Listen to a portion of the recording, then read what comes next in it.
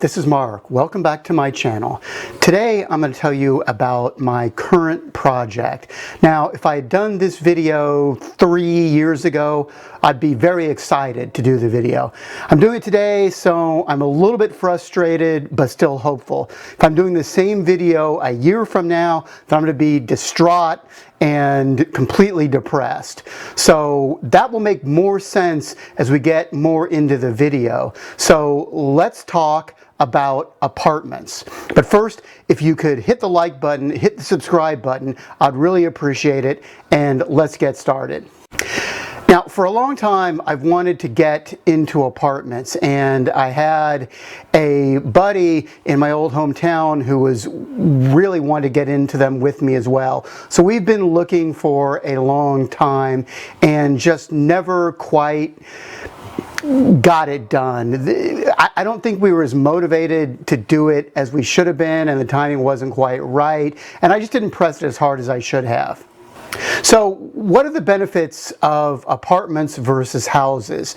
Well, for apartments first, you're going to get a better deal per unit. There's no question about that. Half as much, a quarter as much, much better deal. The second is you're probably going to get better cash flow. The third is that even if one unit's vacant, you've still got plenty of other cash flow to support the property.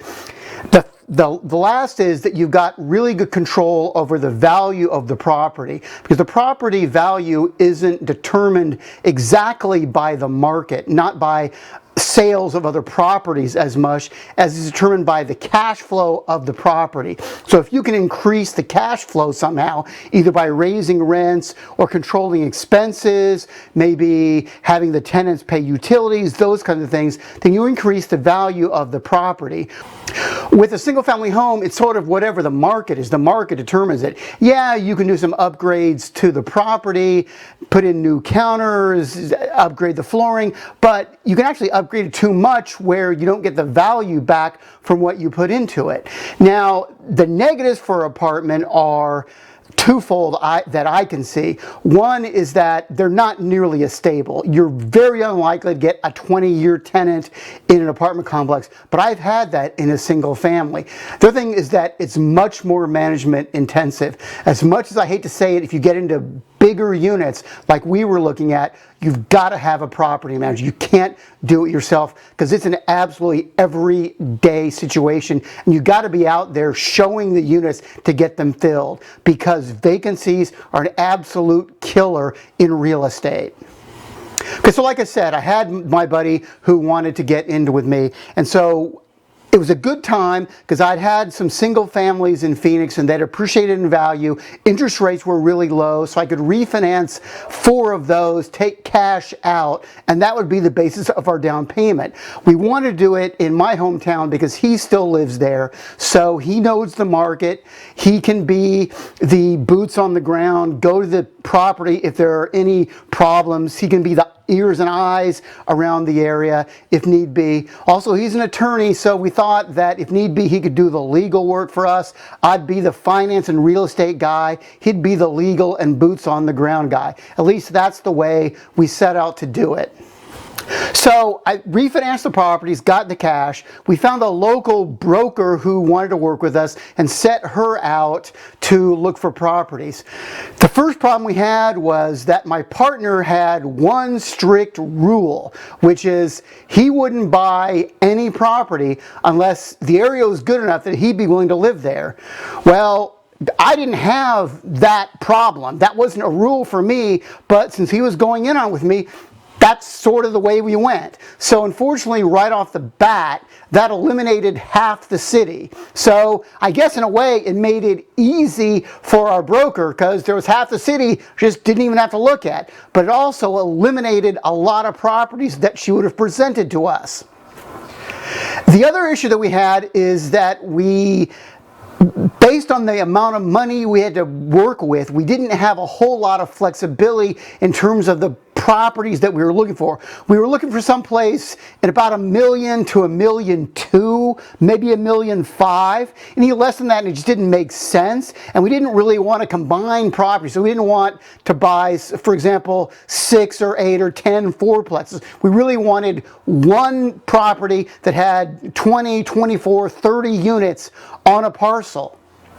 Now, in the city we're looking at, there just weren't that many properties that fit that bill. But eventually, our broker did find one. It was a cute little boutique property on the northwest side of town, which fit my partner's parameters in terms of location. It was great in that it was near main freeways and main roads, but it wasn't right on them, so it was sort of secluded. It was sort of a garden property.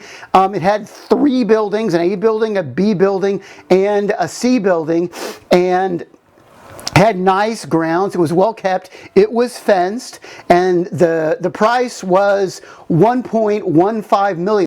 And I'll give you some of the mistakes we made and some of the things that worked out right for us. The first mistake we made, and unfortunately we actually made it twice, was that we hired people who were not completely professional at what they did. They were sort of amateurs, or they just dabbled in it. And the first case was with the inspection.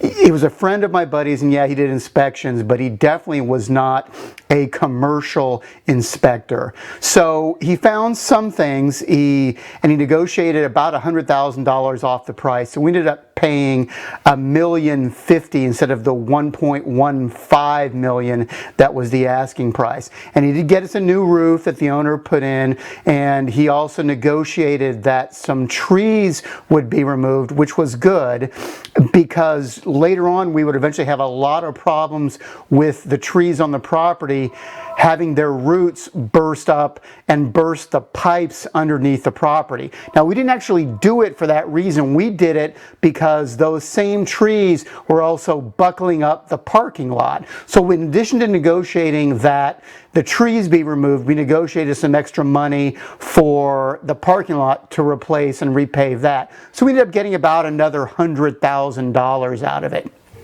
We also got a pretty good loan. It was 5 1/4. It was a 20-year amortization, and since then we've paid down about $112,000. So between that and the repairs that we've made, the upgrades, the deferred maintenance we've taken care of, we've probably increased our equity about $600,000 or so. But the one thing that the inspector did miss was the HVAC units. There's 28 units, and each one of them has an air conditioning unit. And those units were universally very, very old. And we didn't get any kind of consideration from the seller about that. So since then, we've replaced about 7 of the units, and we've probably got 21 more to go. I honestly feel that we got kind of lucky. It could have been a lot worse than it has been. We might have even had to replace half of them or even all of them in the first 3 years, but we haven't. It's only been a handful, 5 or 7 or so. So it's been kind of expensive because they're about $3,000 to $5,000 each, but that easily could have been a $50,000 or $100,000 mistake. One of the things that we really did right was deciding about what to do with the interiors. Specifically, we got rid of the carpet. Anytime we ripped out the carpet, we didn't put it back. I don't like carpet because it's been my experience that it only lasts one tenant, and you end up having to replace it most of the time. And the problem is, especially with apartments, there's no way that the tenant security deposit is going to cover all of the replacement cost for new flooring. So we wanted something much more durable. So anytime we pulled up the carpet and we did an interior renovation on the flooring, we put down laminate instead. Not lino, not carpet, laminate. So it should last a lot longer, and it looks really, really great. So from what you can see from here. Also, for the kitchens, we're going to do upgraded counters. We're going to put down granite countertops.